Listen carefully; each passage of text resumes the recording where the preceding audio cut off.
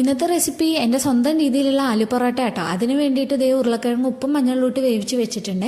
വേറെ ഒരു പാത്രത്തിൽ സവാള, മല്ലിയില, വേണമെങ്കിൽ കുറച്ച് പച്ചമുളകും ചേർക്കാം. പൊടികളായിട്ട് ഉപ്പ്, മുളക് പൊടി, ചാട്ട് മസാല, ഗരം മസാല ഇതെല്ലാം കൂടെ ചേർത്ത് നല്ല രീതിയിലൊന്ന് മിക്സ് ചെയ്തെടുക്കണം കേട്ടോ. ഞാൻ ദേ ഇവിടെ ചപ്പാത്തിക്ക് മാവ് കുഴച്ച് വെച്ചിട്ടുണ്ട്. ചപ്പാത്തി മാവിൽ ഞാൻ കുറച്ച് നെയ്യും കൂടെ ചേർത്തിട്ടാട്ടോ കുഴച്ച് വെച്ചിരിക്കുന്നത്. ആലു പൊറോട്ടയ്ക്ക് നമ്മൾ ചപ്പാത്തി മാവ് ബോൾസ് ആക്കുമ്പോൾ കുറച്ച് വലിയ രീതിയിൽ തന്നെ ആക്കണം കേട്ടോ. എന്നാൽ മാത്രമേ അതിൽ ഫില്ലിങ്സ് കറക്റ്റായിട്ട് വെക്കാൻ പറ്റുള്ളൂ. ആദ്യം നമ്മൾ ചപ്പാത്തി ഒരു ചെറിയ വട്ടത്തിൽ പരത്തിയാൽ മതി കേട്ടോ. അതിനുശേഷം ഇതേപോലെ ഫില്ലിങ്സ് വെച്ച് അത് നല്ല രീതിയിലൊന്ന് ചപ്പാത്തി മാവ് കൊണ്ട് തന്നെ വ്രാപ്പ് ചെയ്തെടുക്കണേ. പിന്നെ അതിന് നിങ്ങളുടെ സൗകര്യം പോലെ കൈ കൊണ്ടോ അല്ലെങ്കിൽ ചപ്പാത്തി നമ്മൾ പരത്തുന്നത് പോലെ പരത്തിയെടുക്കുകയോ ചെയ്യാം കേട്ടോ. ഇനി നമ്മൾ നേരെ ചപ്പാത്തി ചുട്ടെടുക്കാൻ വേണ്ടി പോവുകയാണ്. ചപ്പാത്തി ചുടുമ്പോൾ രണ്ട് ഭാഗത്തും നെയ്യ് തേച്ച് നല്ല രീതിയിൽ മൊരിച്ചെടുക്കണം കേട്ടോ.